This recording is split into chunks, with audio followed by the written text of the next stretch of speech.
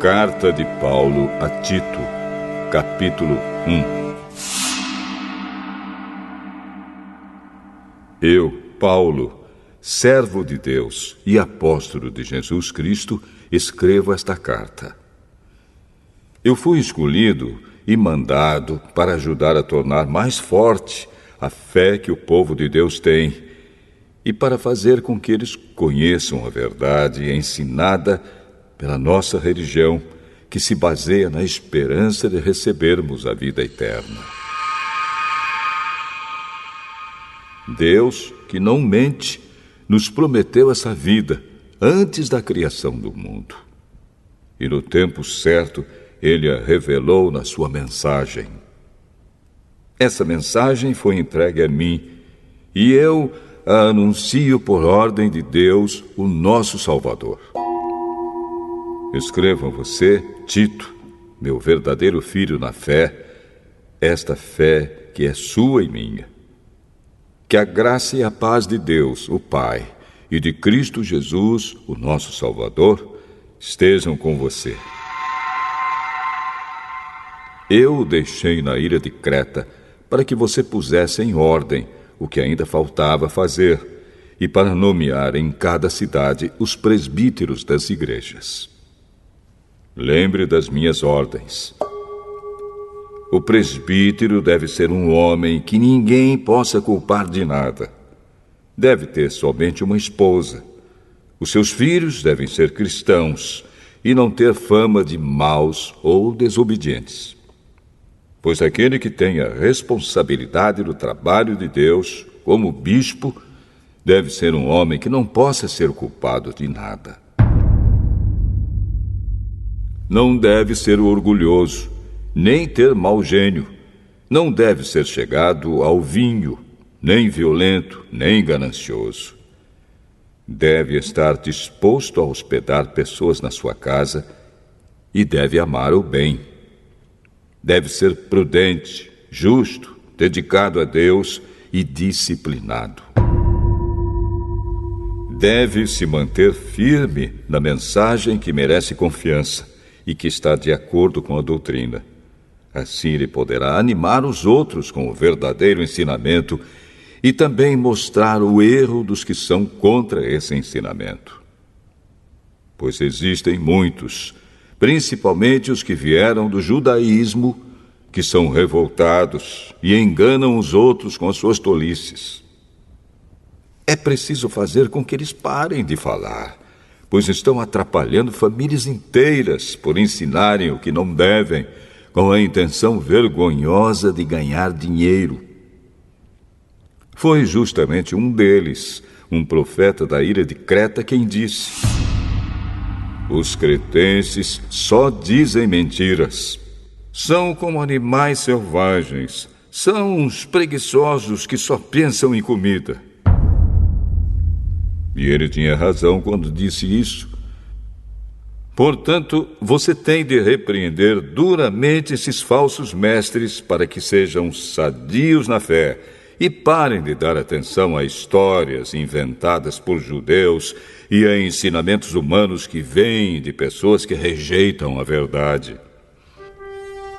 Tudo é puro para os que são puros, mas nada é puro para os impuros e descrentes, pois a mente e a consciência deles estão sujas. Eles dizem que conhecem a Deus, mas o que eles fazem mostra que isso não é verdade. Estão cheios de ódio, são rebeldes e não são capazes de fazer nenhuma coisa boa.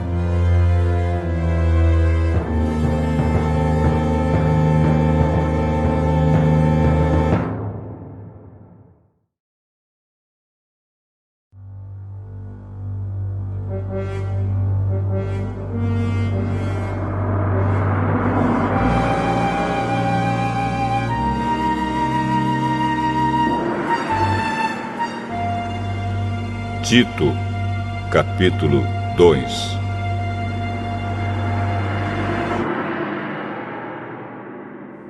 Mas você, Tito, ensine o que está de acordo com a doutrina verdadeira. Ensine os mais velhos a serem moderados, sérios, prudentes e firmes na fé, no amor e na perseverança. Aconselhe também as mulheres mais idosas a viverem como devem viver as mulheres dedicadas a Deus. Que elas não sejam caluniadoras nem muito chegadas ao vinho. Que elas ensinem o que é bom, para que as mulheres mais jovens aprendam a amar o marido e os filhos, e a ser prudentes, puras, boas donas de casa e obedientes ao marido, a fim de que ninguém fale mal da mensagem de Deus. Aconselhe também os homens mais jovens a serem prudentes. Você mesmo deve ser, em tudo, um exemplo de boa conduta. Seja sincero e sério quando estiver ensinando. Use palavras certas, para que ninguém possa criticá-lo e para que os inimigos fiquem envergonhados por não terem nada de mal a dizer a nosso respeito. Que os escravos obedeçam aos seus donos e os agradem em tudo. Que não sejam respondões, nem roubem os seus donos. Pelo contrário, que eles mostrem que são sempre bons e fiéis em tudo o que fazem. Desse modo, por causa das coisas que eles fizerem, todos falarão bem da doutrina a respeito de Deus, o nosso Salvador. Pois Deus revelou a sua graça para dar a salvação a todos. Essa graça nos ensina a abandonarmos a descrença e as paixões mundanas e a vivermos neste mundo uma vida prudente, correta e dedicada a Deus, enquanto ficamos esperando o dia feliz em que aparecerá a glória do nosso grande Deus e Salvador Jesus Cristo. Foi Ele quem se deu a si mesmo por nós, a fim de nos livrar de toda maldade e de nos purificar, fazendo de nós um povo que pertence somente a Ele e que se dedica a fazer o bem. Ensine essas coisas e use toda a sua autoridade para animar e também para repreender os seus ouvintes. E que ninguém despreze você.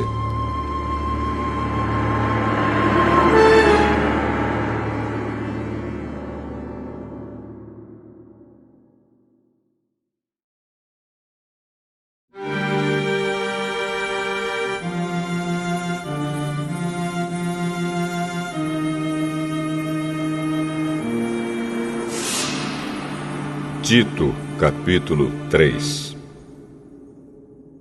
Recomende aos irmãos que respeitem as ordens dos que governam e das autoridades, que sejam obedientes e estejam prontos a fazer tudo o que é bom. Aconselhe que não falem mal de ninguém, mas que sejam calmos e pacíficos e tratem todos com educação. Pois antigamente nós mesmos não tínhamos juízo e éramos rebeldes e maus. Éramos escravos das paixões e dos prazeres de todo tipo e passávamos a nossa vida no meio da malícia e da inveja. Os outros tinham ódio de nós e nós tínhamos ódio deles. Porém, quando Deus, o nosso Salvador, mostrou a sua bondade e o seu amor por todos, Ele nos salvou porque teve compaixão de nós e não porque nós tivéssemos feito alguma coisa boa. Ele nos salvou por meio do Espírito Santo, que nos lavou, fazendo com que nascêssemos de novo e dando-nos uma nova vida. Deus derramou com generosidade o seu Espírito Santo sobre nós, por meio de Jesus Cristo, o nosso Salvador. E fez isso para que, pela sua graça, nós sejamos aceitos por Deus e recebamos a vida eterna que esperamos. Esse ensinamento é verdadeiro. Quero que você, Tito, insista nesses assuntos para que os que creem em Deus se interessem em usar o seu tempo fazendo o bem. Isso é bom e útil para todos. Mas evite as discussões tolas, as longas listas de nomes de antepassados, as brigas e os debates a respeito da lei dos judeus. Essas coisas são inúteis e sem valor. Se uma pessoa causar divisões entre os irmãos na fé, aconselhe essa pessoa 1 ou 2 vezes, mas depois disso não tenha nada mais a ver com ela. Pois você sabe que uma pessoa como esta abandonou completamente o Evangelho e os seus pecados provam que ela está errada.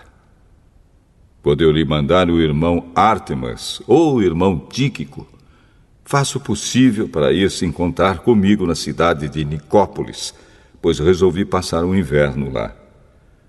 Ajude o advogado Zenas e também Apolo em tudo que você puder, a fim de que eles tenham o que precisarem para a viagem. Que a nossa gente aprenda a usar o seu tempo, fazendo o bem e ajudando os outros em caso de necessidade, para que assim a vida da nossa gente seja útil. Todos os que estão comigo mandam saudações a você. Dê saudações aos nossos amigos na fé. Que a graça de Deus esteja com todos vocês.